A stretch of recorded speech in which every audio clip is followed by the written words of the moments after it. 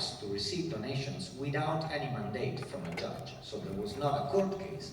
So it was actually illegal to cut down an initiative without even an investigation being finished in a court case in a courtroom. So this basically broke down a lot in the imaginary of the hacker communities, broke down what we all thought it was neutrality. There is later on a startup with 0 point that was announced and it was resonating the development that was already done on Hashcash. And no, I disagree. All right, let's move to Ancilla. So your main involvement in the panel, I guess, is because of your activism for cash, right? Can you explain why you think this is so important? Yeah, actually, I want to say something about what was just discussed.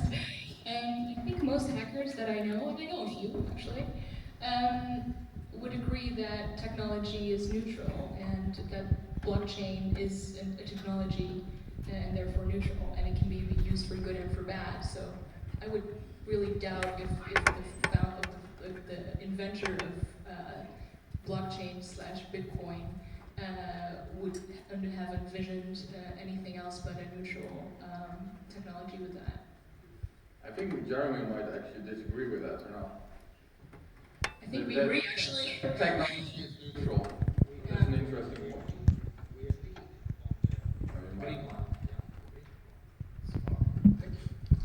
We agree on the situation. If we bring it to a philosophical discussion, then yeah, it's arguably, I mean, the idea of neutrality is an idea. And often the process of development of technology has per se a lot of political choices, which we might then observe as non-neutral. I mean, the choice of Satoshi Nakamoto of developing a completely distributed and decentralized technology, per se, yes, it helps.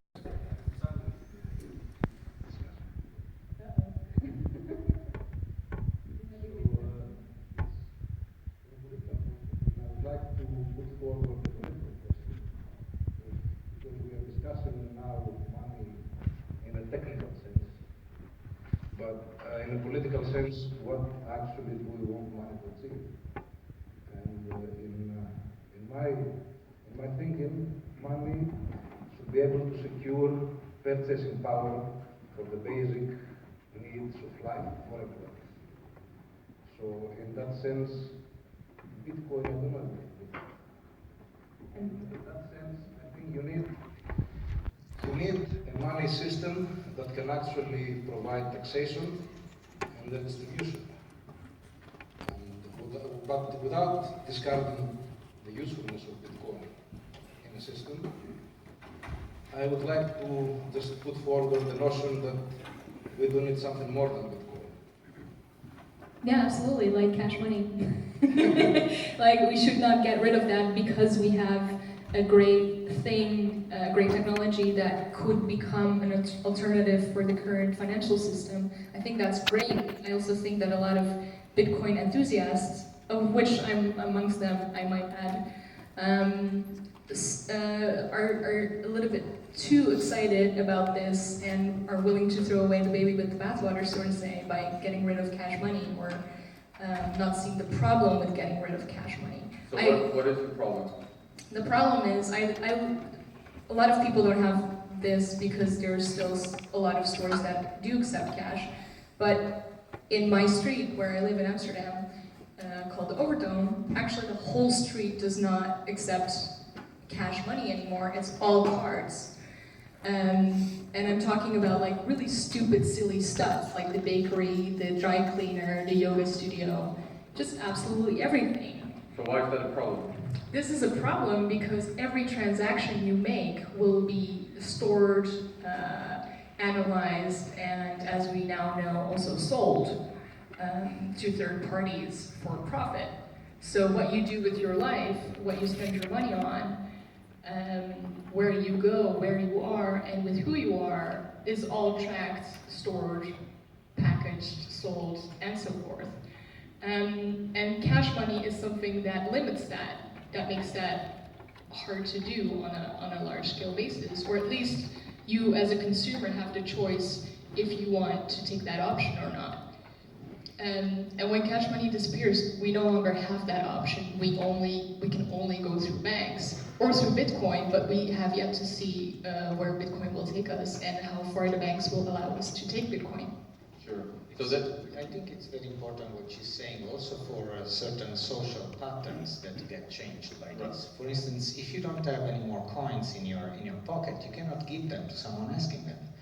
And I'd like to just shift also the attention to other systems that we digitized recently in the Netherlands, like the OV card. In the moment in which we actually abandoned the street card, Can I just interject for like 1 second? Right now, I think a week ago, it was announced that they want to introduce it so that you can pay for your OV card with your bank card. So they're actually trying to turn it all into one card, basically. One card, one identity, one spending pattern. and let alone all the vulnerabilities that we could individuate in that. There is really a social disruption. There were people that were able to bring friends over with a street card. Besides being anonymous, there was also this tactility that helped a lot of people that were actually blind, that are actually blind around. There are, I mean, if we change these parts of the infrastructure, there are a lot of consequences that are way beyond the progress itself in the infrastructure itself. So back to cash money, there are so many activities that could be based just on the fact that one can transfer cash from one another, and that is not just escaping the tax system. And on the other side, by digitizing, we introduce a lot of vulnerabilities. All these cards, so far I think only England was really lucky with the Oyster card. The OV card was hacked already twice. There are several vulnerabilities that one has to deal with, and in the meantime, people have to readapt to these new technologies. But so it sounds, because your main argument for keeping cash sounds very like an individual privacy issue, right? Like your personal spending patterns should be personal. While Jaromil seems to be more of a collective, like the social influence. Is that fair to say? Yeah, all these aspects are all intertwined. They are all reasons. Do you want to reconcile, Christos?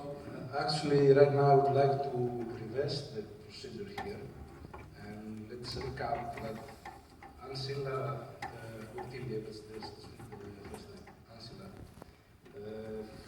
puts forward the notion for cash money, and Jaromil likes Bitcoin. I'm more of a statist.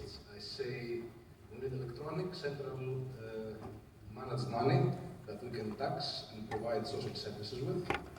So I would like now to put the question to the public. How do you believe we can reconcile these, these different aspects? So what's your question exactly? What do you think? First.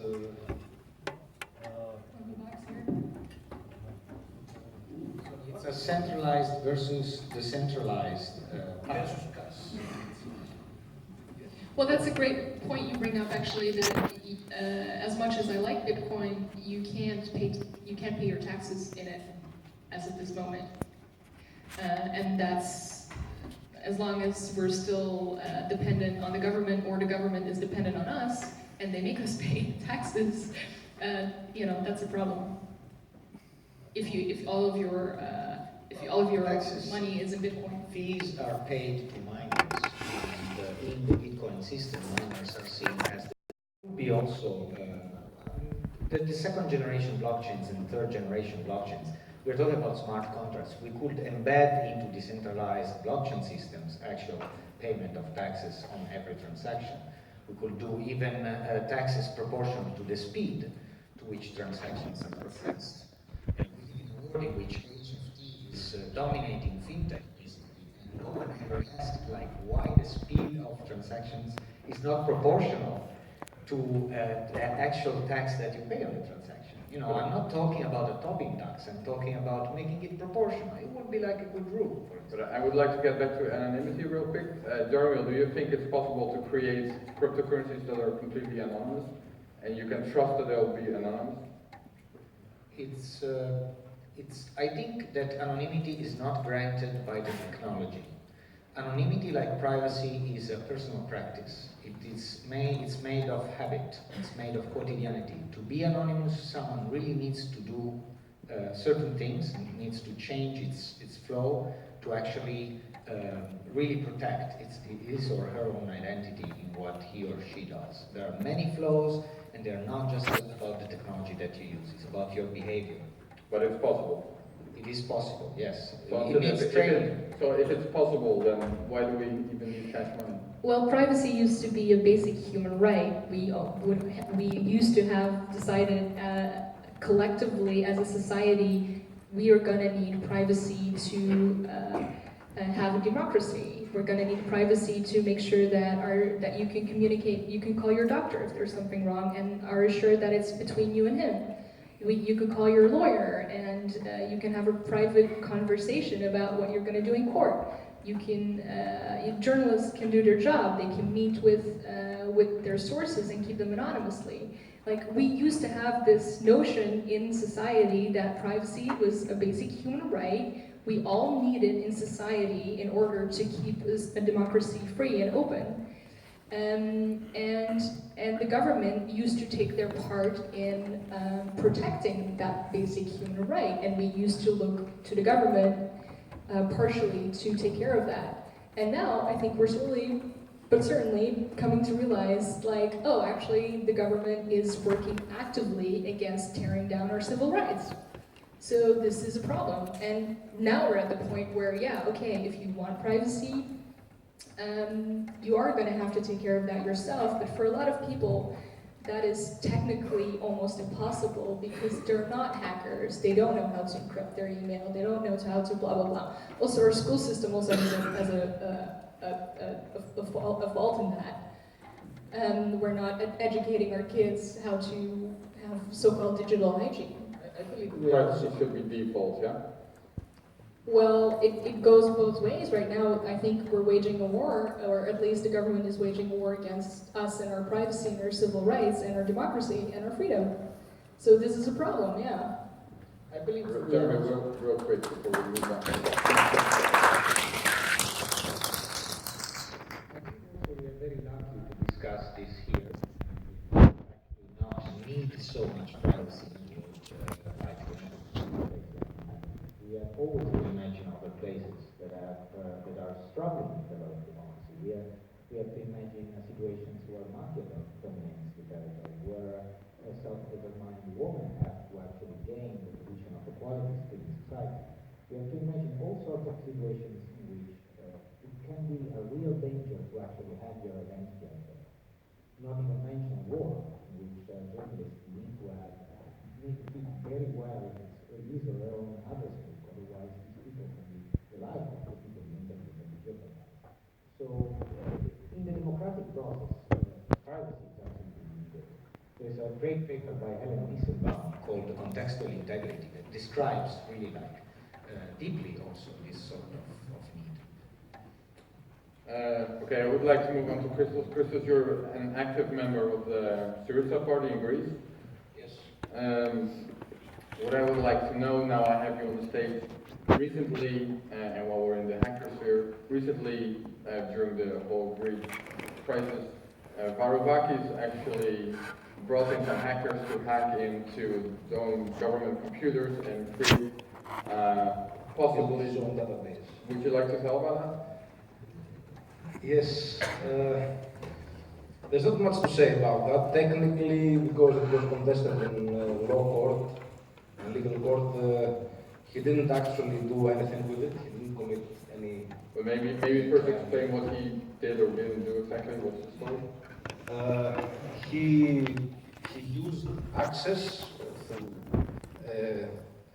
electronic expert, internet expert, to gain access to the records of the tax office. The plan was to use every citizen's individual VAT number to open accounts in which they would be debited money. He would deposit units, IOUs, or something like that. And that plan didn't go forward. And then So this was in case like all the money flow to the banks was shut down, right? yes, Then exactly. it would be basically a national currency in a way. In a way, yeah. So, But I would like to say that essentially now Greece is outside the euro, more or less, because we have capital controls and you can't really take money out of the country. And we already shut off most international payment methods, like PayPal or other things. So technically, I mean, even though technically in name we are still using the euro, to a big extent we are outside the normal operations of a common monetary system. right. So why didn't this plan go through, the plan B? Well, it was just a political decision of the last moment, because in essence we had the threat, you do this or we shut you down. And there was not enough time to deploy anything else, really. And this is something I would really like to ask our friend here who was representing the central bank about mandates. I mean, the central bank has a mandate to maintain financial stability. The European Central Bank threatened to shut down Greek banks, and I don't see how this is compatible with maintaining financial stability. Is this an actual question? Is he in the room still? I would like to I know. would like to know, yes. Jullie The mandate is price stability, not financial stability. I see, okay. I stand corrected. Mandate is price stability and not I think it's stability of the financial system, not financial stability. It has to oversee banks. It has to oversee that banks function properly. It's a secondary. Okay, I think we're running out of time. We have time for 2 questions. Does anyone have a question? I have a question. Let's keep. What's the question? Come on, we have him here now.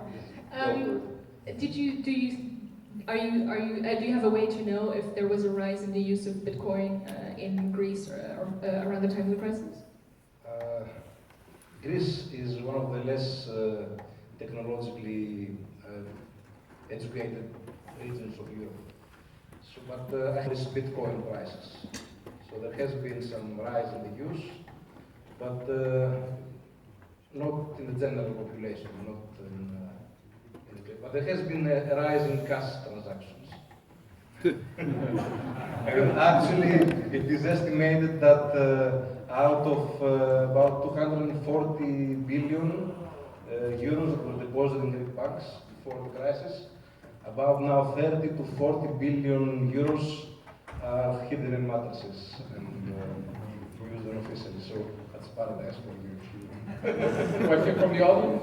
Anyone? Back there? In middenbal daar.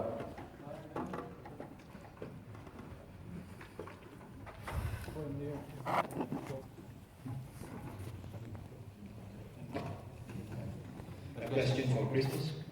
If we want to help the Greek people, what is the best we can give? Bitcoins, euros, or gold? I think right now Greece needs technically euros. I'm not sure gold is going to be very much of use right now. And I don't think Greeks would know what to do with the bitcoins at this point, for the most part.